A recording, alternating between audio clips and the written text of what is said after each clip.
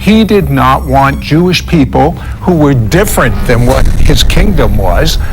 He wanted them to stop being Jewish. And if the Jews had assimilated, then there would have been no seed of the Jew, because in Genesis 12:3, we're told that in the seed of Abraham, all the Gentiles, all the nations of the world would be blessed.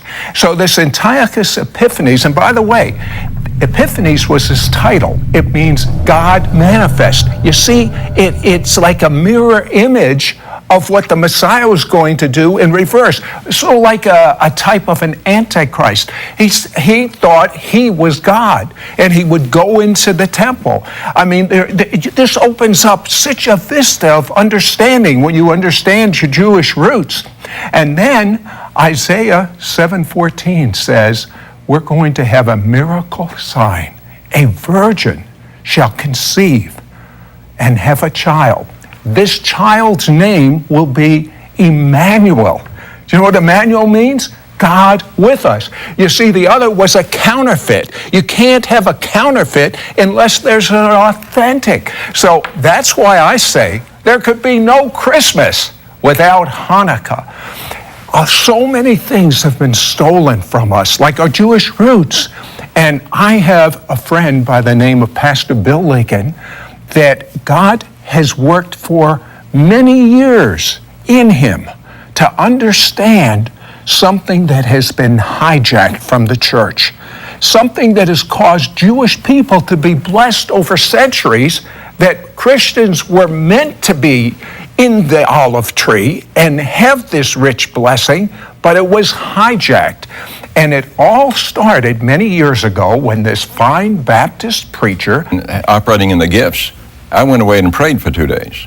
And God spoke to me and told me to come back and begin to bless those who were cursing me. He said, if you'll do that, I can open doors for you that no man can close, and I'll put a hedge of protection around you. That's exactly what has happened. And so here I am 38 years later, and God is still blessing me. Well, God spoke to Pastor Bill when he started his new church, because the Baptist church wasn't open to speaking in supernatural languages and the gifts of the Spirit, to build his church on the Aaronic blessing. At that time, what did that mean to you? Well, I didn't understand it fully. I began to look in the scriptures, and then I thought, who can help me? And I, in general, do not develop an emotional bonding with their spouses. It's more challenging. The average man thinks that physical intimacy equals emotional intimacy, but it doesn't. Jewish, because we Jewish people say that the woman is the queen. Well, she is now. She really is. Well, I have a question, though, for Bill Ligon. I watched him come into the studio. I watched such strength inside of him, and I'm going to tell you a secret. He's 80 years young. What do you attribute to the vitality you have at 80? I believe that my wife laying hands on me and my sons laying hands on me every day and speaking blessing, and now my grandchildren laying hands on me regularly, is a big part of giving me strength and vitality in my life and walking in the Lord, walking in the presence of the Lord. So it's time into the desert, and how they were so blessed. There's a reason for it. And my guest is going to explain that to you. Pastor Bill, why? God gave Moses the greatest challenge that any man's ever had in pastoring people. He had several million people, counting the children and the wives, and they had a slavery mentality, no self-esteem, no self-worth. He gave them 3 pillars of faith to change their lives into a great, viable nation, to respect themselves and honor themselves. Sid, those same 3 pillars of faith can be used to transform a person with no self-esteem and no self-worth. The first was the blood covenant. We call it Passover. The second was the moral code. We call it the 10 Commandments. God gave them to him on Mount Sinai. But the one that releases the favor of God upon the people was what we call the high priestly blessing, or the Aaronic blessing. God gave it to Moses, and he commanded him to have Aaron and his sons speak that blessing over his people every time they gathered together.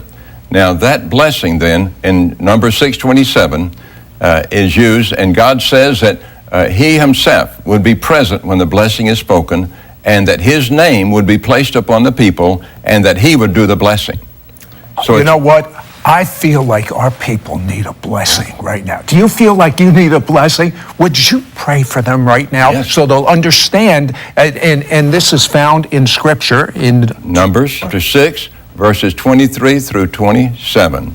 Would you pray that now? Yes, I certainly will. And I encourage you right now, when you receive this blessing, to remember that it is not I who releases the blessing, it's God. Because God said, thus you shall place my name on the sons of Israel, and I then will bless them. So you receive this now from the Lord. Blessed are you, Lord God, King of the universe, who's commanded the blessing to be spoken over your people, that your name might be placed on them, and that you might bless them. So may the Lord bless you and keep you. May the Lord cause his face to shine upon you and be gracious to you. And may the Lord let the light of his countenance on you and give you his peace. Now the promise of the Lord is that his name has been placed upon you, and the Lord himself will bless you. So by faith, expect things to begin to happen in your life. And God bless you. It is so supernatural as you understand the revelation that's been hijacked from the church of this ancient blessing. Let me tell you how supernatural it is. Tell me about that experience of the woman that had like a birthmark that was a V on her head. My goodness, her husband brought her across the state to us in Brunswick, where we live, and she had a birthmark, a V in her forehead, and it had been there since she was a little girl. Her mother cursed her and said, I didn't want you. I wish you had never been born. And it began to surface, and they considered it a birthmark, but they also said that it was a sign that she was cursed, and they even gave her a name that began with a V. We began to teach her to bless those who cursed her, and as she did, and she started verbalizing those blessings over her mother and the other people who had spoken curses over her, Sid, the V began to fade. By the time she left, the V was gone, and her husband told me later over the telephone, he said, Pastor, she continues every day to bless those who curse her. When she does, it stays away. When she begins to take in an offense and groan over an offense in her life, it begins to fade back in. But then I remind her, you have to bless those who curse you, and when she does, it goes away. So she eventually learned to live with that birthmark in her forehead gone. Now, but you actually saw it disappear before your eyes? I saw it. It didn't happen immediately, but we worked with her for 2 or 3 hours, and as we helped her learn how to bless those, we identified those who had offended her and had her begin to bless those, pray for them. According to Luke 6:27, she began to experience the fading of that, and before she left, it was gone. I couldn't see it anymore. Now, she saw it on the outside. Do you realize that's what's going on inside of you? Cancers, tuberculosis, heart problems, they all get healed as you understand the ancient blessing. I don't know anyone that teaches it better than the bearer of the dividing wall. His purpose was to create in himself. And miracles happen.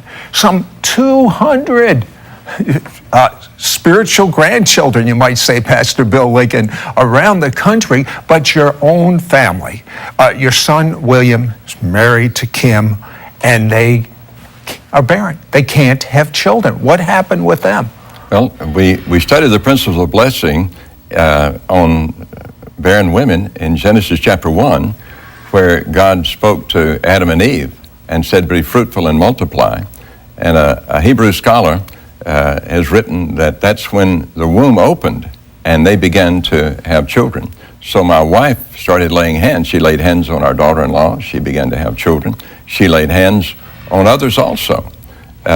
We had one lady, 40 years of age, who came in an institution of higher learning in the state of Florida somewhere as an outstanding university student. God is using the blessing. We've had many, many people, some in our own church, who were barren and unable to have children, and my wife and I would lay hands on them. My wife would lay hands on the wife's womb. I would lay hands on the husband, and God would open their lives to conceiving children. And you know what I love? Bill's 80th birthday, many people, because they know his teaching, prayed a blessing over him. But included in those that prayed the blessing were William and Kim's children. How many grandchildren do you have? They now have 5. 5. What did that mean for them to be praying over you, your grandchildren? They love it. They love it. Sid, if they were here right now with you and with me, and I said, children, Mr. Roth needs a blessing, they would be around you like little ducks, laying hands on you, releasing the Aaronic blessing upon your life. And by understanding the blessing, let me tell you what happened to his family. His son John works with him in the ministry and has written books to minister to children. His son William is a state senator. And I just want you to tell me the story again about when William went off to college. What did he say to Well, he called me to his room, and he knelt in front of me, and he said, Dad, bless me one more time before I leave. So I was able to lay hands on him and speak blessing and success over his college career. He wanted to go into law school, and he's done that a number of times. Both of my sons have. They come and ask for the blessing on their lives. Now, very quickly, tell me about the person that needed bypass surgery. Well, her mother called me. She was a woman in her 30s living in an apartment alone and working, and the doctor had said she needed to have stomach bypass surgery. She wasn't able to lose weight. So I asked if she would bring her daughter to me, and so she did. I talked to her, and I asked her if she was willing to speak blessing over herself. She said yes, and I said, well, would you pray and ask God to show you what your weight should be? She did that, and then she began to stand. I can't bless you, but I want to bless you in a new covenant way right now.